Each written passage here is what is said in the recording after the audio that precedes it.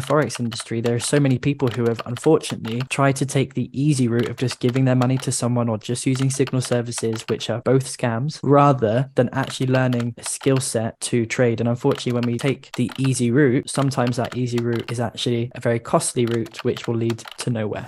The thing is, I realized that the only person who anything is weighing on is yourself when you are holding a grudge and when you are unable to forgive somebody. So like I was the one that was burning myself every single day when I thought about how frustrated I was with my mother. So hello everybody, welcome to this episode of Not Financial Advice with the wonderful, the amazing Lauren Tickner, who is CEO of Forbes' #1 ranked business, Impact School, that empowers companies to serve thousands more clients each year. So welcome Lauren to the show. Lewis, thanks so much for having me. And you really need to get a cap that like in reverse reads Not Financial Advice, so that then whenever you're on like a Zoom call or something, it's you can read that. See, it's advice like that, Lauren, which is why you get paid the big bucks. That's a brilliant idea. Yeah, I'll have to. I do have a t-shirt, but I need to reverse the print on the t-shirt actually. So I'll do that. Yeah, I love definitely, it. That'll be definitely. really cool.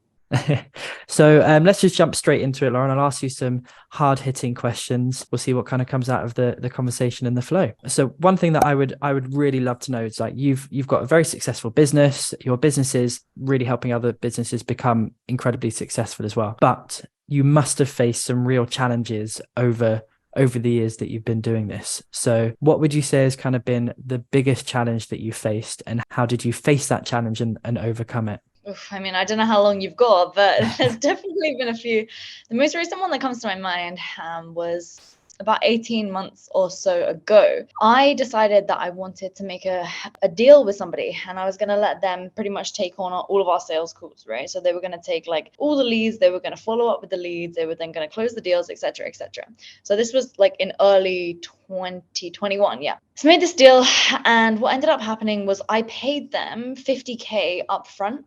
They were going to open a sales office. They were going to do all the scripts, all the training. We already had a bunch of stuff, but I just wanted to take it off my hands because we had too many leads. I just couldn't handle it. So we were going to keep half of it, and then they were basically going to do the rest, okay? So we would take the inbound stuff, and then they would take all the outbound. Anyways, 4 months into this 14-month agreement, they just randomly pulled the plug because I guess it was more work than they thought it was going to be. And pretty much I didn't get any of the money back, no nothing. And it was just a huge night, like a huge faff, like, spending money on lawyers, this and that, because, they had all the leads, they had all the data, and that's stuff which, that's very like sensitive information. So we had to find a solution through that, which ended up, I just took the L in the end, right? Because like at the end of the day, I don't want to fight something. It's not good energy to put out in the world. And that's how I learned that lesson. I think you hear this stuff all the time, like don't fight fire with fire. But I just had to learn that for myself the hard way. And I think I saw you right after this had just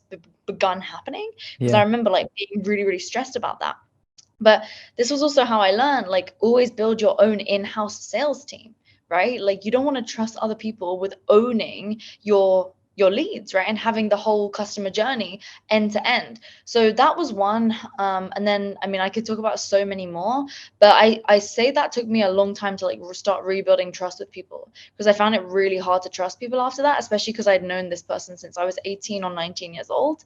Wow. So that was really, really rough. Yeah. Oh, that is so rough. Like, I mean, not quite the same amount of money, but I got taken for about £10,000 when I didn't actually have that much money from a friend who I'd been to weddings with, I'd known for a number of years, who was friend of friend, had even approached our prior, like one of our mutual friends who they'd known for even longer and had an even better relationship with, to the point where they were a groomsman at their wedding with this same business opportunity. And it turned out it wasn't a business opportunity, it was just a scam. So it took me for 10,000. But it's interesting that you say that you just kind of had to get to the point where you just let it go and you weren't like fighting to get that money back or anything like that. And it taught me through that mindset, because I still struggle with that, if I'm honest, because I'm a very naturally trusting person, and that has definitely been abused over the years, which starts to make me not want to trust people and can make me a little bit bitter at times. So I have to make sure my mindset is all right and keep my energy in a good place. So talk to me a little bit about that approach, that mindset approach to kind of just letting it go, and how you genuinely let it go. So I've done a lot of personal development work over the years.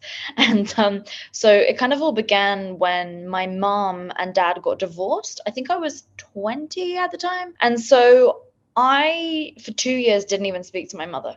I did not talk to her. She would very, very rarely, like maybe, I don't know, once every 6 months, send me a random text or something. And because I was just really upset that she decided to leave my dad. Nothing like catastrophical happened. My younger brother, he's a couple years younger than me, he's disabled, so they had a strain on their marriage like for 20 plus years or whatever, 20ish. But the thing is, I realized that the only person who anything is weighing on is yourself when you are holding a grudge and when you are unable to forgive somebody, right? So like I was the one that was burning myself every single day when I thought about how frustrated I was with my mother. And same thing when it comes to this person who I had this deal with. I was letting them have that power over me. And I didn't want them to have more power over me because they'd already burnt me before. Right. Yeah. And so it's kind of like if you had been dating someone and like, let's just say they cheated on you and you never want to date anyone again because you can't trust anybody. This was the same thing that I was doing. Like, it's like every time I would quote unquote meet somebody, right, who could end up being maybe like a great person to do a deal with in business or something, I would then feel like, oh gosh, I don't think I can trust you, right? Because of this one person who had bad values. So I think it firstly came down to like me realizing that the only person that I'm hurting through not forgiving is myself, because I'm reliving that experience. And I'm also closing the door to any other good opportunity that could totally change my business for the better. And that has happened since then. I've made a couple of amazing deals since then, which has been fantastic. But that wouldn't have happened if I hadn't have been able to have let that go. So I had to just get really honest with myself. Like, why am I struggling to forgive here? Like, what is this bringing up for me? And then healing that trauma that had come, like, you know, from the past, and realizing like where it ultimately stemmed from, because I just didn't want to be one of those like grumpy people who just didn't trust anyone. I'm not that type of person. And I had to think about like, who do I want to be and how do I visualize like my best version of myself? And that was a person having fun and enjoying my life and enjoying business, right? And so I realized like, let's take the loss. Like, this was an expensive lesson. It was like, you know, a degree that I got in business. I paid the big bucks for it, but you know, I have to just let it go at this point.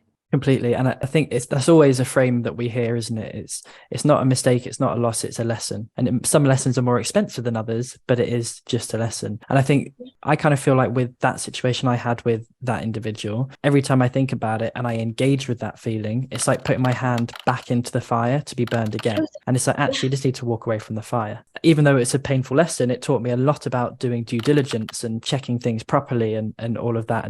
And so I now have this phrase, I'm like, trust people, but don't trust them. So trust them, but don't just assume everything's okay because you trust them. Still do your due diligence, protect yourself. And that's doing it honor to your business as much as it is not a dishonor to that person, because you should do due diligence. I would expect anyone to do due diligence on me if we were going into a partnership. I've got no problem because I've got nothing to hide. So yeah, right. It's all good for, as soon as someone has a problem with you doing due diligence, then there's a problem to be worried about. That's so true. I was going to say though, now something like for you to think about would be, okay, how can you take this 10K loss and turn that into an asset? So right now it's a liability. So I always like to ask myself, how can I turn my liabilities into assets? Mm-hmm. And so you lost 10K, right? And so you basically got scammed. So how could you share that story in a way that you can relate to your ideal clients who have most likely been scammed by like these Forex experts or these trading experts, right? And then show yourself and how you are the one that can really guide them to the outcome and make them the champion and the hero, right? So like, this is also something which maybe you could even use to empower them to empathize and understand like why you're really the good guy in this industry, because you are. And I think that would be such an amazing way to then be like, okay, I lost 10 grand here.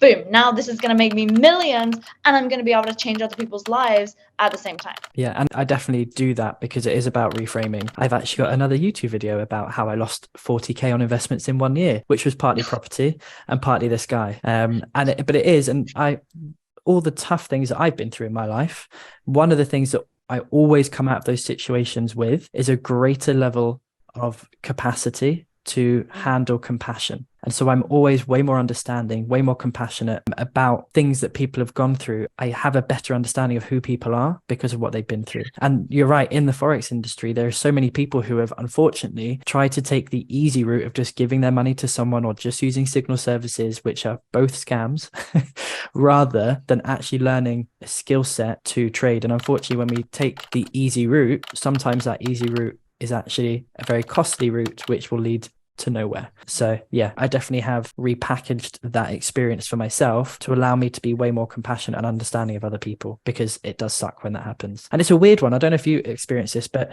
it makes you feel like you've done something wrong, or like you were stupid, or you were this, or you were that, and they don't care. They've just moved on with their life. And we're the ones that are left there still worrying and concerned and thinking, how woe is me, like how terrible that was, I must be an idiot. And actually it's so far from the truth. You were a trusting person who tried to do something and do something good.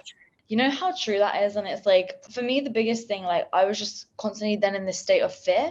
Like, I was like non-trusting to the point, like, I wouldn't even let someone else pour me a drink. Like, I was really feeling so paranoid because, you know, this was someone that I really trusted.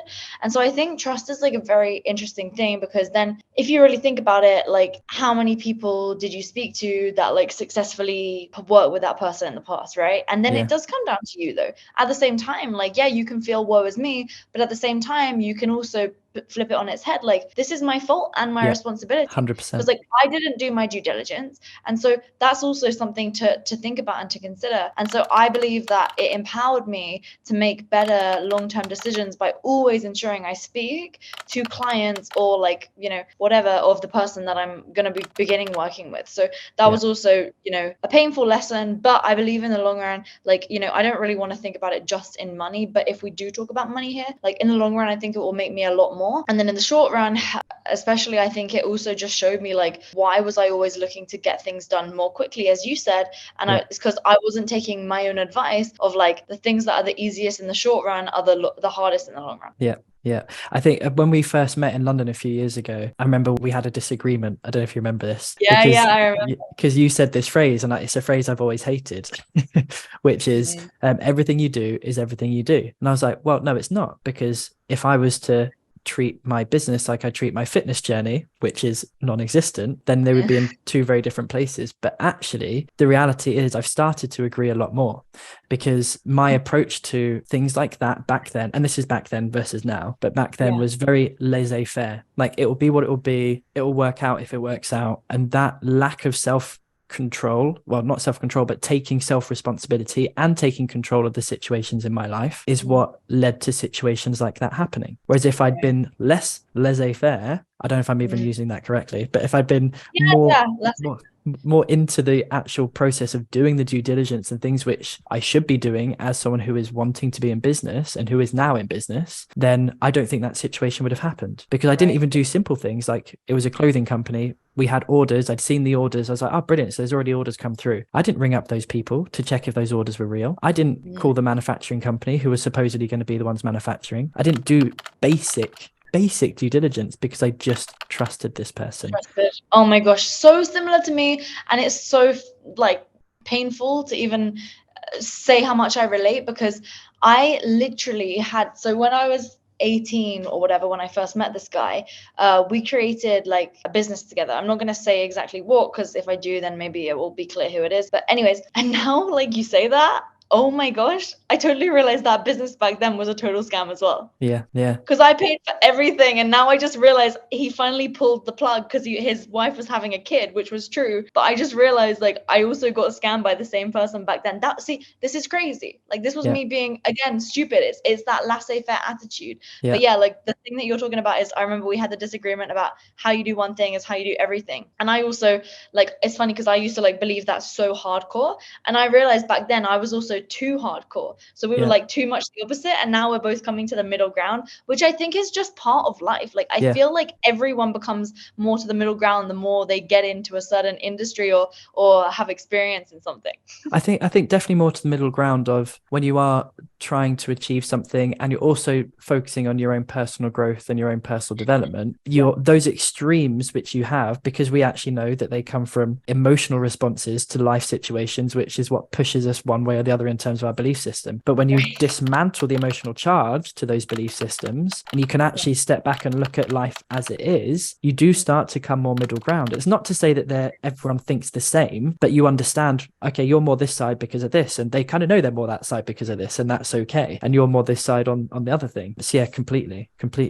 Would you say Self then, yeah, awareness. self-awareness, completely self-awareness. Would you consider yourself then, with everything that's happened and gone on in your life, to be like a resilient person? Would you say that's kind of like, and if the answer is yes, which I'm assuming it's going to be, do you think that resilience was always there, or do you think that resilience has developed? So I believe that resilience is one of the most important traits that we have as entrepreneurs or people who are in trading and investing and such. Because if you even think about like your overall, let's take a trading analogy as an example, right? Like, last year I was trading loads of crypto, like as in I pretty much even paused on my business for like 6 months straight. I'm very grateful to have a fantastic team, but I was like always trading. And, as a whole, right, I definitely made money, but I lost hundreds of thousands. Okay. And so I could just think, oh my gosh, I lost hundreds of thousands, like, or like this. But at the same time, you have to just think about it as a whole. And I read this really fantastic post the other day. I forget who it was from, but it was from a venture capitalist. And he was saying that for every 10 deals he does, he expects 8 of them to lose, 1 of them to be amazing, and then 1 of them to be mediocre. Yeah. All right. And I just thought that was so true and fascinating and just such a nice way to think about things. Because like I think we get so hard on ourselves, like, oh, this last month has been terrible. Like I've been losing every day. Like my relationship sucked. Da, da, da. And then you have to ask yourself, okay, what's the common denominator here? And when you can have that self-awareness to realize that the common denominator exactly is you, then you can take ownership over something, right? So I'm like very much a believer in like self-responsibility, and taking ownership over your actions and the outcomes that you create in your life. Because yeah, other things can happen. And like, as I said just before, my younger brother, he's disabled, right? And he was having seizures. He's got like epilepsy, autism, various other disabilities. So despite the fact that he's only 2 years younger than me, his mental age is, 1 or 2 years old. And so I realized like from a very young age that the world isn't designed to make like pat me on the back and like put like magic fairy dust everywhere. Like I have to work to make things happen, and like you can totally just have your freedom taken away from you just like that. Just like my brother had it, right? So until he was 4 years old, he was kind of fine, and then suddenly he started having all these seizures, right? And so his whole life changed. And so it's like Noor from Impact School as well. Her sister, when she was 17, got diagnosed with diabetes, right? And she was like in a freaking half state where she, they had no idea what was going on. And so her whole life just changed. And so you have to be aware of these things. And I think having that awareness that like of the downside, and then being, careful to protect yourself against like the downside rather than taking all these crazy risks all the time just to make like a massive gain in one go. That's a mindset that I've shifted more into as I suppose I've matured, because in the past I used to just YOLO everything and just take every risk possible, which But I in one could do. sense, when you're young and you should, I kind of think. Like I think that's a good time to do that, because the 100%. downside is only going to last a certain amount of time, and you've still got loads of time for upside. And True. going back to what you were saying about the venture capitalist, like that for me really resonates with stuff that I do with trading, because although we win probably 70% of the time, not only 20% of the time as that venture capitalist, what he's really talking about there is you understand your risk to reward. So your one that's going to be really, really good, or the one that's going to be mediocre, have to counteract that number of bad ones on the 8, and that you manage your risk across those 8, so you know exactly how much could be lost if it loses. That is smart money management. And that's one of the things I'm always teaching my students, is how to manage their money correctly within their trading, because we are not going to make people millionaires overnight. That's not how it works. Like we were saying, like it's not a short-term thing. We make people very, very wealthy, and we do it with incredibly low risk. So we only, from our risk reward perspective, the maximum risk we have is 1% of our entire account. 1% on a trade, and we have a minimum of a 1-for-1 risk reward, meaning if we're risking £1,000, we should stand to make back at least £1,000, if not more. So like that venture capitalist, we're putting the odds in our favor, and we're managing our risk in a really safe and protected way, which from a resilience perspective, to bring it all full circle, is so much easier to be resilient in that process, because you don't have too much on the line to worry about. You've got less on the line. Would you say then, because I know some of your backstory, that kind of, and similar to you, I did not have a great time at school at all. It was quite tough, didn't fit in, various different things going on there, which is a conversation for another day. But would you say that that experience, although tough, again, helped build your resilience and actually set you up in a way for business going forward? Oh, for sure. Like, I think it's interesting because I look back in the people that I went to school with, right? And there are the people whose parents were always telling them, like, oh no, you're amazing at everything. Like, you're so clever. Like, you're so good at all this stuff. But they actually weren't really very good. All Yeah. these people are seriously struggling now because they get thrown into the real world Yeah. and try and get jobs. And no one's going to just tell you, like, oh, you're special. It's okay. You can have a management role, when really, like, they're not capable of that. You Yeah. know what I mean? So, like, you know, my parents never did that. They never came to watch me do any sports. Like, they didn't, like, you know, they didn't have time. They were trying to focus on my brother and if he's like going to be healthy, right? So I just kind of realized from a very young age personally, like, no one's coming to save me. And if I Yeah. want to make something happen, I need to make it happen. And so I think that's empowered me to be very proactive, maybe even too much to some degree, where it got me to the point where, like, I was just, all I was doing was business. And so that's something which, on the other hand, I've had to kind of learn to tone that down a little bit, like go out and do some stuff that's like, I realize I actually enjoy, when before I wouldn't really let myself enjoy other things. So there's also the other side to it. But I think when we reflect upon like our past experiences, like, we literally have the choice, like, are we gonna kind of wallow over something and like be super down about it? And there's the time to do that, right? There's the time to like grieve. There's the time to like be sad about things and allow yourself to have those emotions. And that's something that I've really stepped into over the last few years. But then at the same time, there's like, okay, how can I figure out what did I learn from this? Like, what made me better? Like, how did this improve me as a person? And how did I not like how I showed up? And hold yourself accountable to that, right? Like, I'm really big on like self accountability. And like, if I've not shown up in the way that I want to be, or if I don't feel like I've led in the way, in the leader and that I want to be for my team, then I really need to work on that for myself. And I need to acknowledge that. And I need to let people know that I am working on it and actually show up every day to do that. Yeah. Right. So that's, I suppose, how I look at things.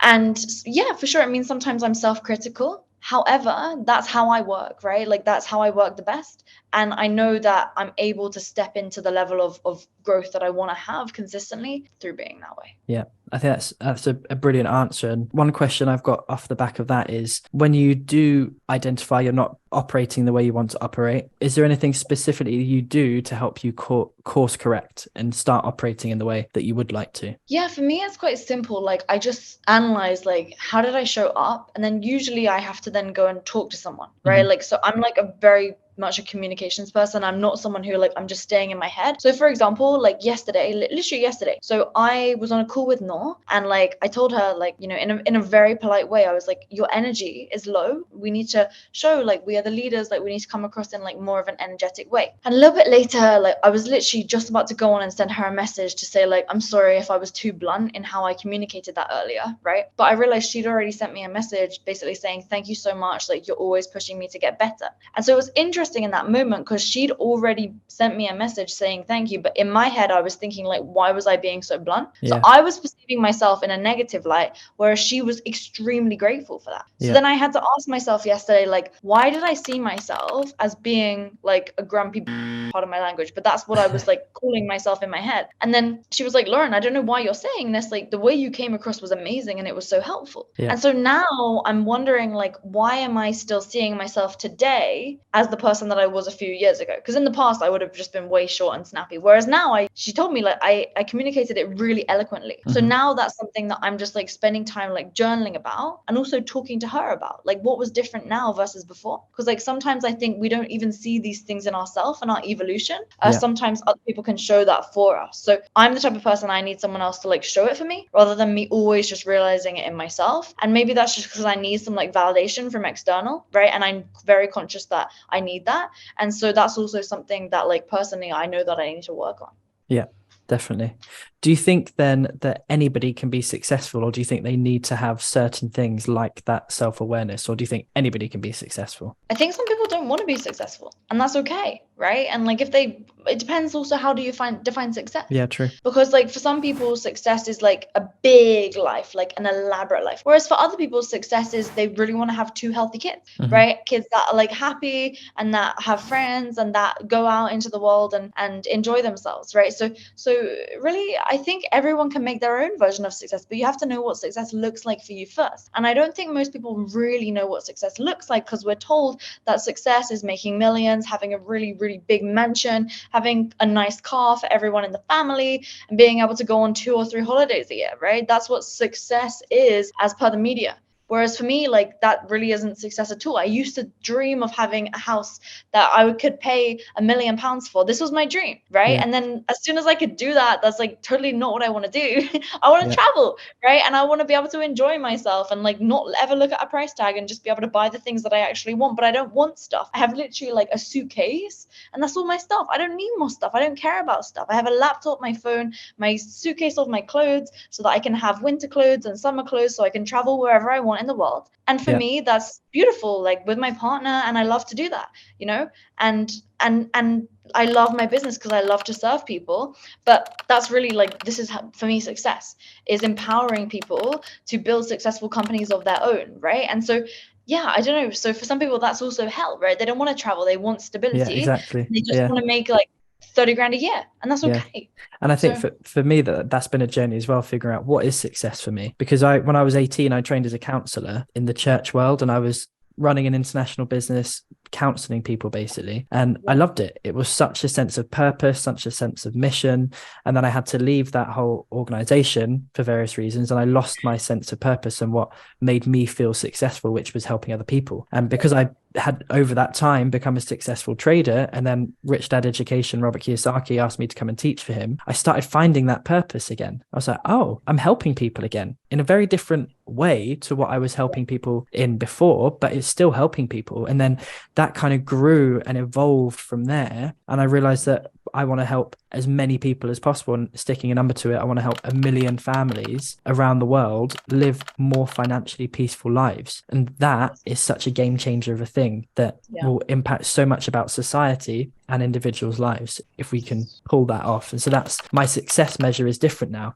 And it's not about money. Like, I remember when I bought a couple of Rolexes and I was like, well, I've done that now. What does that really mean? Do I feel successful now? Not at all. Could not care less. And I was going to buy a really nice car, and I decided not to bother because I don't drive. Like, me too. when am I in a car? Like, just I'd rather spend that money having cabs take me all over the place, because then I don't have to do the driving 100%. thing either. So yeah, I'm I do think it comes down to that. Yeah.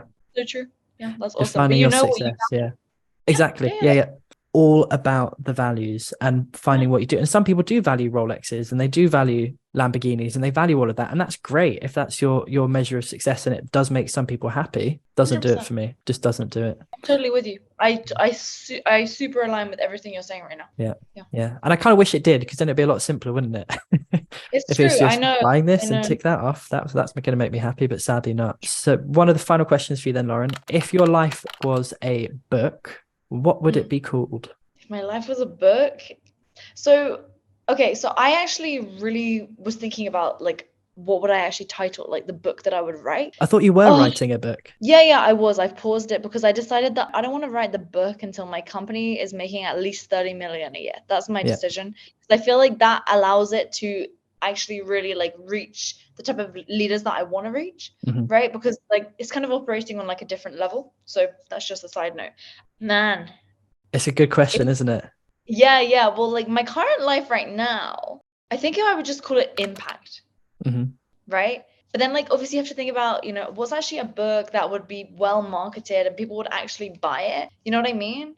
So you have to, this is something that I always like to think about is, okay, in the eyes of the ideal person that I want to read it, like what would they pick up?